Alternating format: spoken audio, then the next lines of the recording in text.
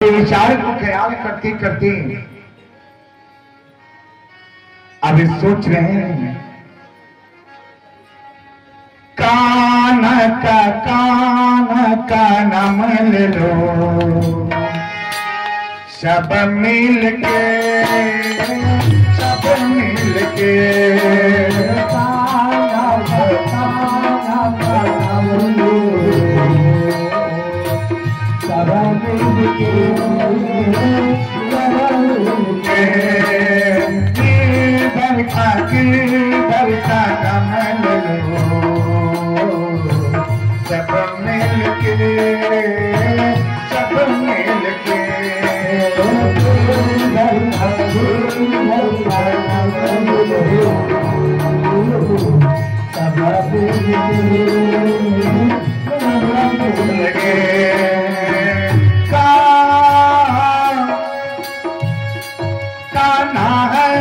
सहारा जीवन की सारा उन्हें याद रखना कभी भूल न जाना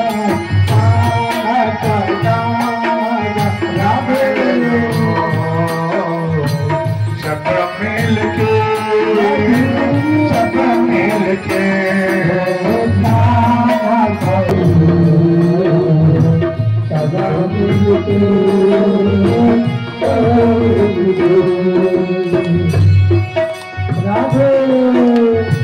ताली दीजिए सब लोग।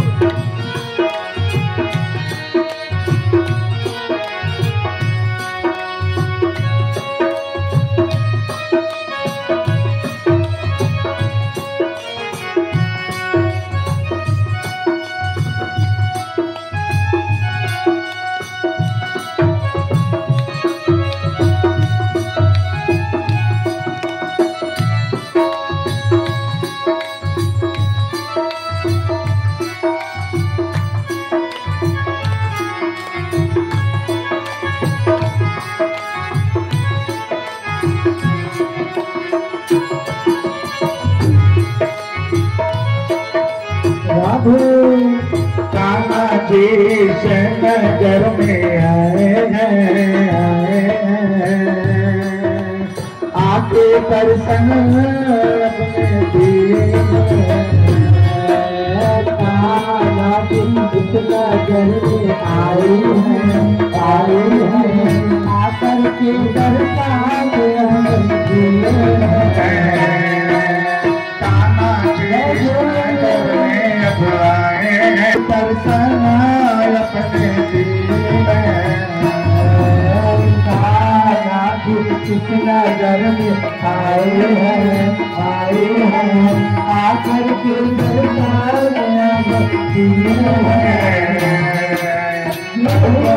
सारी दूध भरते हैं उनकी कामना पूर्ण करते हैं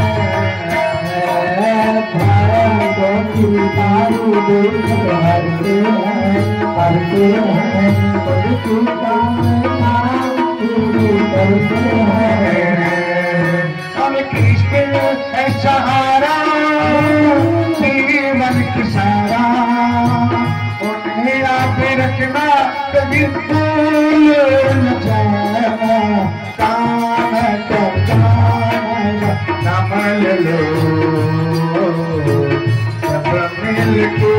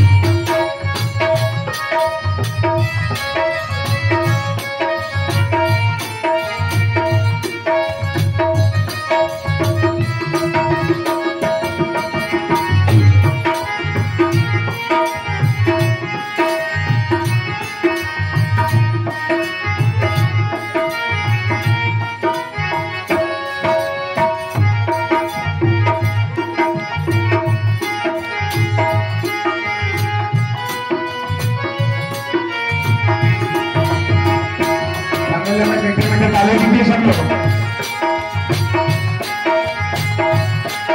जब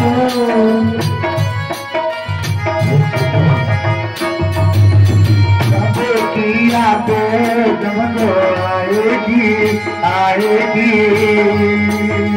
भक्ति की मार्ग तब बन जाएगी।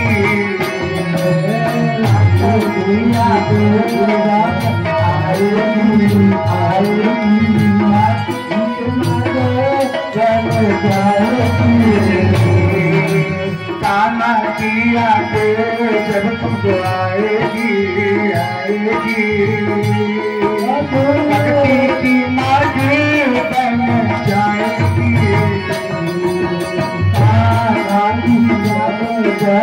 आएगी आएगी भक्ति की मार्ग बन जाएगी। शिवाल में जब तुम छोड़ के जाओगे जाओगे कुछ कहता हूँ यार बहुत पछताओगे। इस हाल में छोड़ के जब तुम जाओगे जाओगे कुछ कहता हूँ यार बहुत पछताओगे।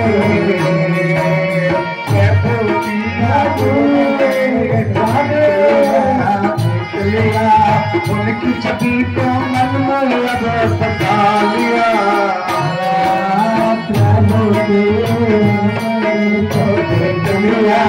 देख लिया उनकी छवि को मन में लगा बसा लिया।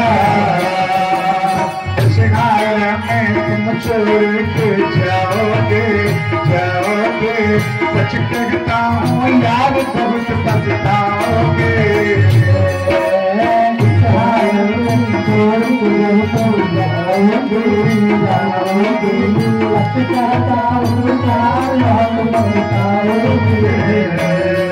एक बात मेरी मांगे तो जान कर लो कृष्ण कन्हैया नाम ले लो। खाना का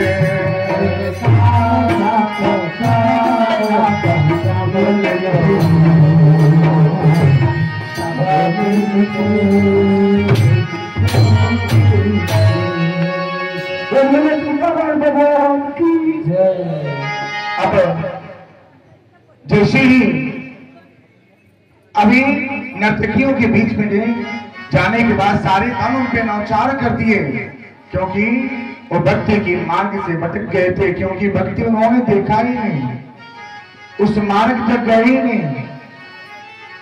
अभी जो कमाती थी जो उनको मिलता था वो सब नर्तकियों को तो नौचार कर देती थी।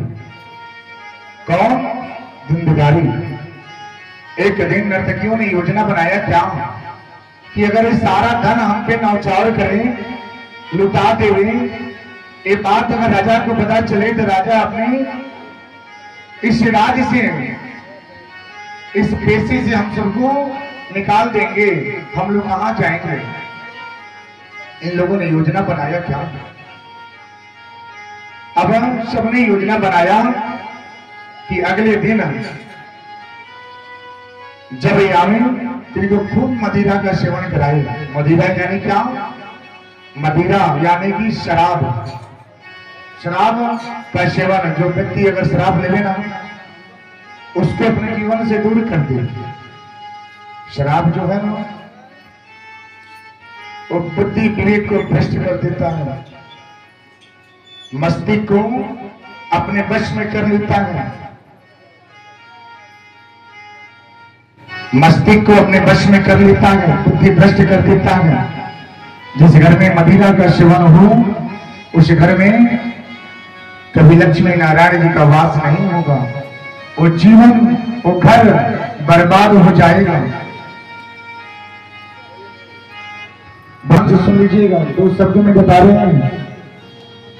बहुत ही अरमानों के साथ एक कन्या का विवाह मैंने कल बताया तो उनके माता पिता ने कितने अरमानों से विवाह रचते हैं। जब ये बात पता चलेगी ये तो मदिरा का सेवन करता है, दारू का सेवन करता है, शराब, ये तो बहुत बड़ा नशा करता है, ये बात उस लड़की को, उस पुत्री को पता चल जाएगा, उसको पूरा जीवन रोना ही पड़ता है। जिसके सारे अपने पति की सारी आई, जो अपने माँ बाप भाई बहन सगा संबंधी अपने नगर सबको छोड़ करके वो अपने पति को घर पे गई, किसके सहारे? पति के सहारे। जब वहां पे जाने के बाद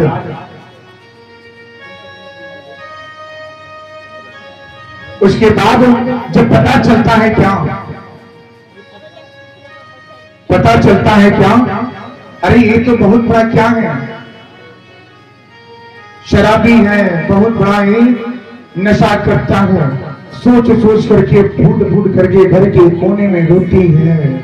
पति आता है, उन पे बरसता है, उन पे हाथ उठाता है, उन्हें ताड़ता है, उन्हें पीटता है। अब ये दर्द वो स्त्री बर्दाश्त करती है, लेकिन अपने माँ बाप से, अपने मायके में कहने नहीं जाती कि पति हमें ऐसा करता है। सोचिए वो जीवन कितना दुखमय है। अगर जो लोग अगर मदिरा का सेवन करें, उसको त्याग दें, क्योंकि पूरा जीवन, स्त्री का पूरा जीवन आपके साथ ही रहता है। आप हैं तो सब उनका श्रृंगार है, आप हैं तो उनके गहने, उनके कंगन, उनके पायल, उनके चूड़ी, उनके बिंदी, उनके सिंदूर, सब कुछ है। अगर आप नहीं तो कुछ नहीं। तो इससे अच्छा है पति पत्नी के रिश्ते में प्रेम बना रहे और उसमें मदिरा का नाम प्रवेश वर्जित। मदिरा का जब प्रवेश वर्जित होगा तो घर सुखी शांति से जीवन व्यतीत होगा।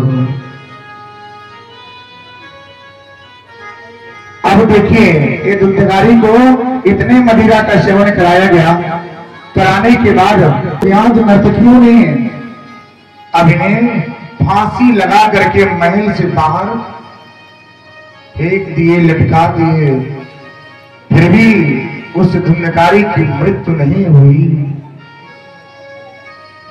धुंधकारी की मृत्यु नहीं हुई। जो बुरे व्यक्ति होते हैं, जो बुरे व्यक्ति होते हैं, उनका मृत्यु जल्दी नहीं आता, उनको तड़पना पड़ता है, तड़पना पड़ता है, तड़प के उनकी प्राण जो है शरीर से निकलता है। जो अच्छे कर्म करते हैं उनको मौत से भय नहीं लगता। जो बेविचारी करते, चोरी करते, बेईमानी करते, भाई को, धन को, भाई के प्रेम को जो छल करते हैं, अपने घर से, अपने पुत्र से छल करते हैं, जिसको उन्होंने जन्म दिया पुत्र से ही छल किए, पुत्र को धन से वंचित किए, घर से वंचित कर दिए, परिवार से वंचित कर दिए, उस व्यक्ति को मौत भी जल्दी नहीं आता, उसकी तड़पना पड़ता है। तड़प तड़प के उनकी प्राण निकलती हैं। मेरी मैया, ऐसे ही हाल धुंधकारी को हुआ, क्योंकि वे बेचारी था, वो भक्ति की मार्ग को नहीं जानता। मदिरा का सेवन किया, उसकी ऐसी दशा हुई, फिर भी उसकी मृत्यु नहीं हुई। अंत में उसके मुंह में जलता हुआ कोयला डाला गया, जलता हुआ कोयला डाला गया, और ऐसी दर्दनाक मृत्यु धुंधकारी को दिया जाता है। सोचिए, जो बुरे कर्म करते हैं उनकी मृत्यु कैसी होती होगी मेरी मां, कैसी होती होगी। अच्छे कर्म के 5 द्वार हैं। जो अच्छे कर्म करते हैं ना, उनके 5 द्वार से उनकी मृत्यु शरीर को त्याग देता है, उनकी प्राण जो है शरीर को त्यागता है। सोचिए, 5 मार्ग कौन से हैं? जो धर्म के मार्ग हैं, जो आप अच्छे कर्म करेंगे उस मार्ग से आपकी जो प्राण है वो शरीर त्यागता है। कैसे? एक तो आपका सिर हो गया ब्रह्मांड के रास्ते। जब आपके प्राण जब निकलता है ना, अगर आपके ब्रह्मांड के रास्ते थोड़ा बिखर जावे, थोड़ा अलग हो जावे, सिर से निकल जाता है प्राण, तो समझिए कि आपका प्राण ब्रह्मांड के रास्ते सिर के वास्ते निकला है। इससे शरणागति के मार्ग बनता है, उसे स्वर्ग धाम की यात्रा मिलती है। वही व्यक्ति की मृत्यु जब प्राण निकलता है, अगर आंख खुला मिल जावे, आंख खुला रह जावे, तो समझ जाइए कि उसको स्वर्ग धाम की यात्रा हुआ है। उसकी प्राण आंखों के रास्तों से निकला है। जो व्यक्ति की मृत्यु अगर मुंह के रास्ते से निकले तो मुंह खुला रह जाता है। देखते हैं ना, कितना वो बंद करे, बंद नहीं होता है ना, नहीं होता है, क्योंकि उसने अच्छा कर्म किया है, कहीं ना कहीं भगवान जी का ध्यान किया है, कहीं ना कहीं अपने सच्चे मन से उनका सुमिरन किया है, सच्चे मन से उनका ध्यान किया है। उसकी प्राण उनके मुख के रास्ते से निकल जाता है और उनका मुख खुला रह जाता है। जब प्राण निकले कान के रास्ते से अगर निकल जावे तो समझ जाइए, कान से अगर पीप अगर निकल जाता है तो समझ जाइए कि इसी कान के रास्ते इसकी प्राण शरीर की निकली है। इससे उसके स्वर्ग धाम की यात्रा होता है। वही प्राण जब आपके नाक के रास्ते से निकल जावे, अगर नाक से मृत्यु के समय अगर पानी आ जावे तो समझ जाइए कि इस रास्ते से उसकी प्राण निकला है और उसको स्वर्ग धाम की यात्रा। वही शरीर का त्याग जब आप इस गला के ऊपर से जितनी प्राण निकल जाती है, खुला रहता है, जिस रास्ते से ये 5 रास्ते हैं जो उनको स्वर्ग धाम मिलता है, अगर उसके बाद भी नरक के द्वार के भाग बनाए गए हैं, उसके भी भाग हैं।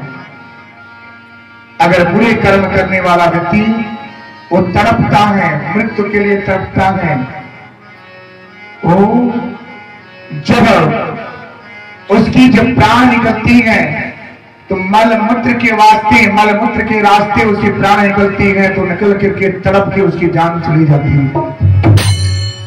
उसका नरक का भागी बोलना पड़ता है, क्योंकि उसने जीवन में कभी भगवान जी का नाम स्मरण नहीं किया।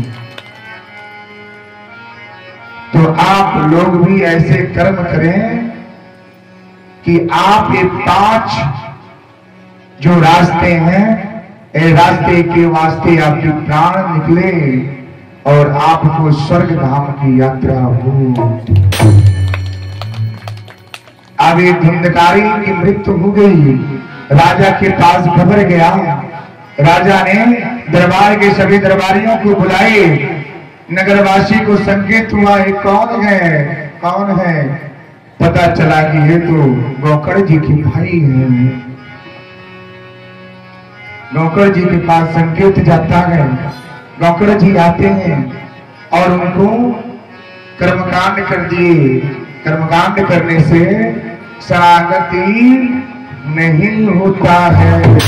ध्यान से सुन लीजिएगा, आप 12वीं अगर कर्मकांड करें, कर्मकांड कर देने से ये आपकी पितृ की शरणागति नहीं होता है। जो मृतक है उसकी शरणागति नहीं होती, उसकी शरणागति होता है पिंडदान देने से। शरणागति होता है पिंडदान करने से। अगर कर्मकांड करने से आपके पितृ देवता प्रसन्न होते हैं, आशीर्वाद मिलता है, लेकिन शरणागति नहीं होता। जब आप पिंडदान करते हैं, अपने पूर्वज के नाम से पिंडदान करते हैं और जब पिंडदान देते हैं, वही पिंडदान, वही अन्न ग्रहण करके आपके जो पितृ होते हैं, जो पूर्वज होते हैं, वही अन्न को, जल को ग्रहण करके स्वर्ग धाम की यात्रा करते हैं। आपको रेलवे का टिकट जैसे वेटिंग में मिल जावे तो आपको 2 महीना वेट करना पड़ता है, इंतजार करना पड़ता है। उसी तरह से इस शरणागति की मार्ग आपने कर्मकांड कर दिए, उनको भी वेट करना पड़ेगा कि हमारा वंशज, हमारा पीढ़ी तब हमारे नाम से पिंडदान करे और हमको शरणागति की मार्ग बने। जब आप पिंडदान कर देते हैं तो उनका वेटिंग का रास्ता खुल जाता है और स्वर्ग धाम की यात्रा बन जाती है। तो वही है पिंडदान। पिंडदान और श्राद्ध में बहुत अंतर होता है। श्राद्ध कर देने से शरणागति नहीं होता। श्राद्ध तो आपका एक पूजा होता है जिससे पितृ देवता प्रसन्न होते हैं। अब गौकर जी लेकर के उनको अंतिम संस्कार किए, कर्मकांड किए, सब बीत गया। उसके बाद चले गए सत्कर्म के मार्ग को, जाते हैं रात में, देर रात हो गया, आ रहे हैं। वही धुंधकारी उसका जो प्राण है ना भटक रहा है, क्योंकि उसने क्या किया है? स्वर्ग धाम नहीं, प्रेत योनि में उसका जीवन मिला है। प्रेत योनि में उसकी प्राण भटक रहा है। प्रेत बाधा में उसकी जो प्राण है भटक रहा है। कहीं भी शरणागति नहीं है, एक बूंद जल के लिए तड़प रहा है। ध्यान से सुनिएगा, बहुत ही एक बारीकी शब्द है। एक छूट गया तो सब छूट गया। प्रेत योनि में अब उसकी प्राण भटक रहा है। देर रात से गौकर जी आए, रास्ते में अब इन्होंने क्या किया? उनको भैया के नाम से बुलाई। अरे भैया सुनिए, अभी ध्यान भटका रहे हैं, आगे जा रहे हैं, फिर से आवाज आया, अरे भाई सुनो।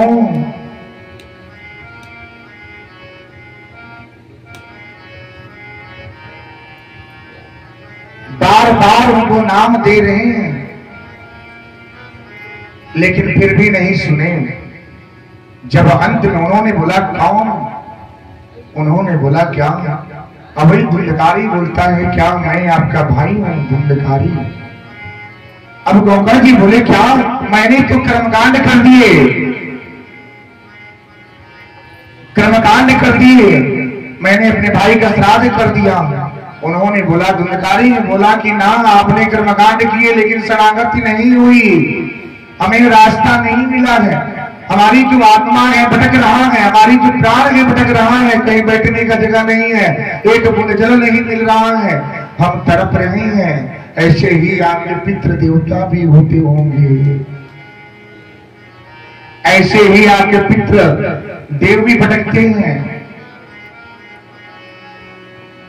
अब इतने सुनने के बाद अब धुंधकारी अपने भाई से बोला कि कोई ऐसा मार्ग बनाइए जिससे हमारी शरणागति हो,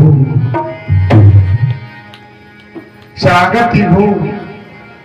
अब जब इतनी बात जब सुनी तो इनके मन में क्या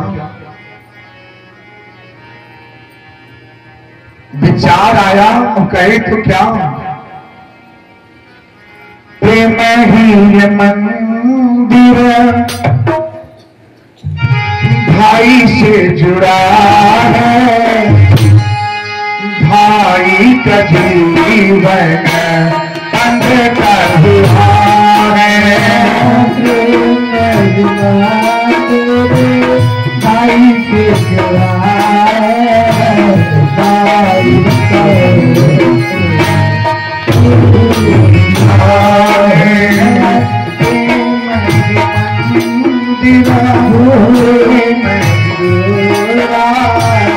भाई से प्रेम दिल से लगा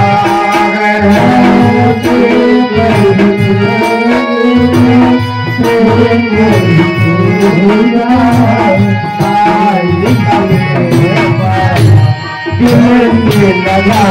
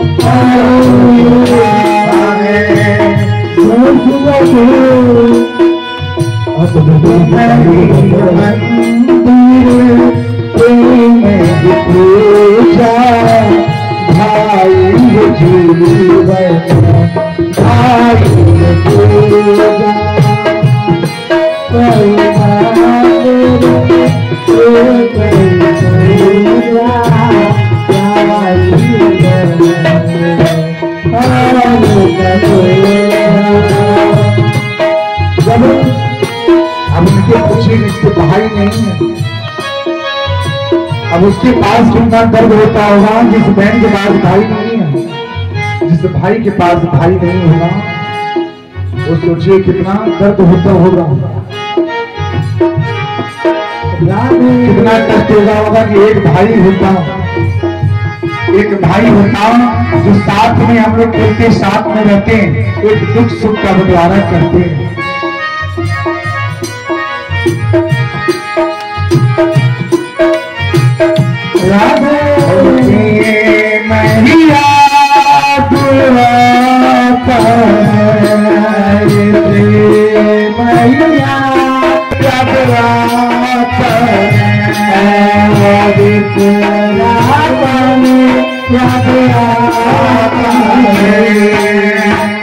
भाई का साथ, भाई का प्रेम बिछड़ गया जी, बिछड़ गया जी। भाई का प्रेम बिछड़ गया जी, बिछड़ गया जी। संग खेले संग खाए, संग अपने मुझको घुमाए। संग खेले संग लाए, संग मुझको घुमाए। भाइया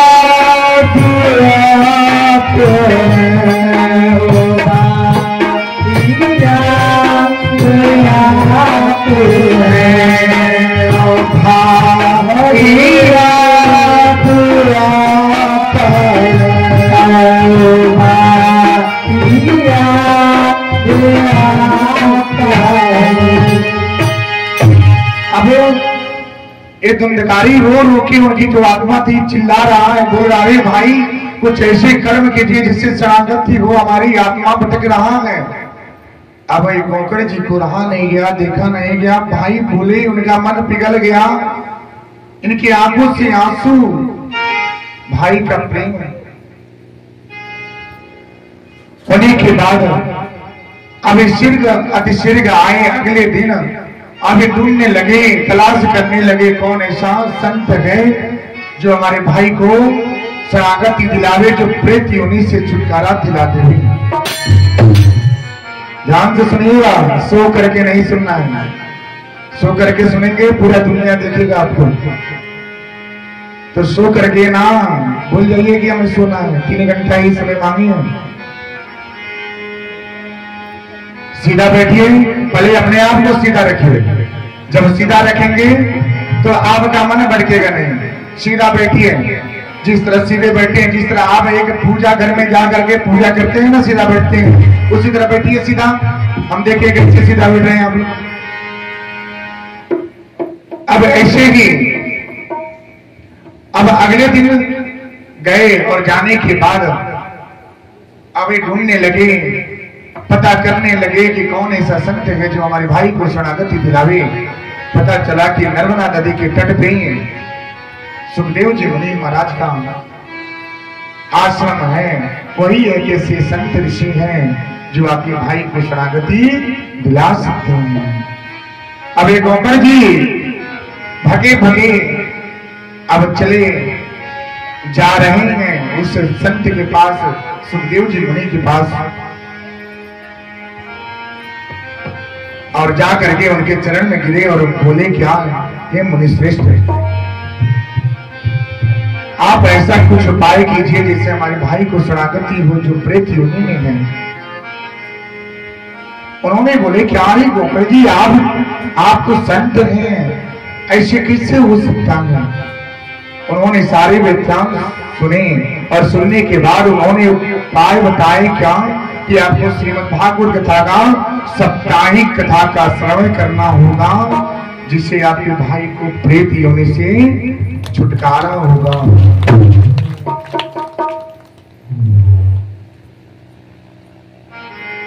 अभी बोले, क्या श्री गति श्री उपाय, इसका समय बनाइए, क्योंकि समय जल्दी बनाएंगे तो जल्दी मेरे भाई को शरणागति होगा। और सुखदेव जी ने समय निर्धारित किए। समय आ गया, आने के बाद अब एक दिन कथा का निर्णय होने लगा। बांस के 7 कोण बनाए गए। कितने कोण? 7 कोण के एक बांस लिया गया, उसकी स्थापना की गई, उसमें प्रेत का आह्वान कराया गया। इंद्रकारी प्रेत को वहां पे आवाहित किया गया। जिस तरह से आप बैठ करके श्रवण कर रहे हैं, उसी तरह से उसमें उसकी आत्मा का आवाहन करा करके अब सुखदेव जी मुनि कथा का श्रवण करा रहे हैं। अब कथा श्रवण हुआ, उसके पहले श्री लक्ष्मी नारायण भगवान जी का दिव्य दर्शन झांपी आप देखेंगे, तब प्रेत योनि से छुटकारा होगा। क्योंकि जब